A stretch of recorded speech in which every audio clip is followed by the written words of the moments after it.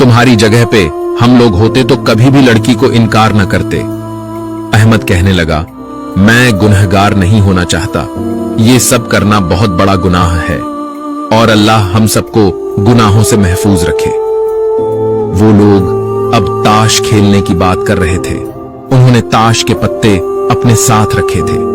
जैसे ही वो लोग ताश खेलने लगे तो अहमद वहां से उठकर खड़ा हो गया। दोस्तों ने रोका तो कहने लगा, मैं तुम लोगों को कितनी बार मना कर चुका हूं कि ये जुआ मत लगाया करो। इस्लाम में जुआ हराम है, ये सब गुनाह है, मगर तुम लोग मेरी बात नहीं मानते। आज के बाद मैं कभी भी तुम लोगों के पास नहीं आऊंगा।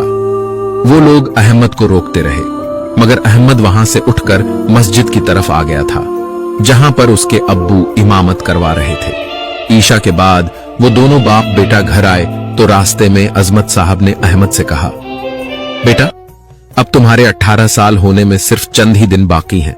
जब तुम 18 साल के हो जाओगे तब मेरी जगह पर इमामत के फराइज तुम अंजाम दोगे।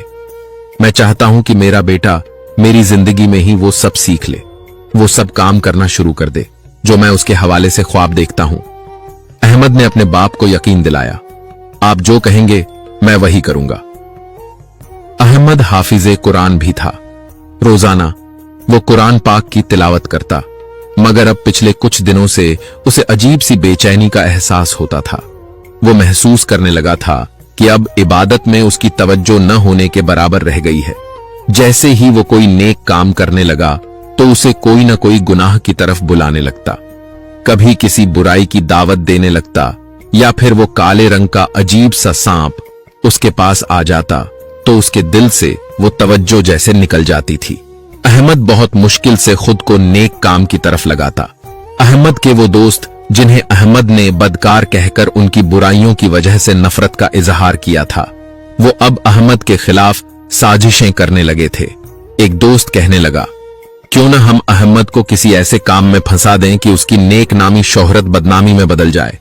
मैंने सुना है कि वो जल्द ही इमामत के फराइज अंजाम देने वाला है। इसके बाद से तो उसकी इज्जत और शोहरत में इजाफा हो जाएगा और हम लोगों को तो वो फिर बिल्कुल भी घास डालने की जहमत नहीं करेगा। हम ऐसा क्या करें कि हम उसे सबकी नजरों में मुजरिम साबित कर दें। तब एक दोस्त ने उन्हें मशवरा दिया कि उसे हम किसी बहुत बड़े गुनाह के जुर्म में फंसा देते हैं। इसके बाद से तो गांव वाले उसे खुद ही पत्थर मार मार कर मार देंगे, बल्कि गांव वाले क्या उसका बाप खुद ही उसे जान से मार देगा, क्योंकि वो खुद एक बहुत नेक आदमी है।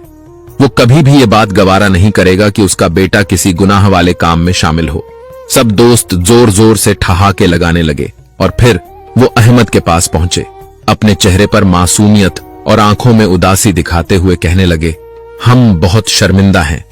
हम अपने सारे गुनाहों से, गलतियों से तौबा कर चुके हैं। हम चाहते हैं कि तुम हमारे साथ पहले जैसे हो जाओ। हम दोबारा से तुम्हें अपने साथ शामिल करना चाहते हैं। वादा करते हैं जो तुम कहोगे वही करेंगे। अहमद उनकी बात सुनकर खुश हो गया कि उसके दोस्तों ने उसकी दोस्ती की वजह से सारे बुरे कामों को छोड़ दिया है। अहमद उनके साथ चल पड़ा था, मगर वो दिल ही दिल में परेशान बैठा था। उसे कुछ खटक रहा था। उसे ऐसा महसूस हो रहा था जैसे कुछ गलत है। उसके दोस्त जैसे नजर आ रहे हैं वो वैसे नहीं हैं। यकीनन वो उसे भटका रहे हैं। अहमद ने जिंदगी में पहली बार अपने दिल की आवाज पर ध्यान देने के बजाय अपने दिल की आवाज को अनसुना कर दिया था। अपने दोस्तों के साथ चल पड़ा था। उसके दोस्तों ने कहा कि आज वो सब एक साथ ही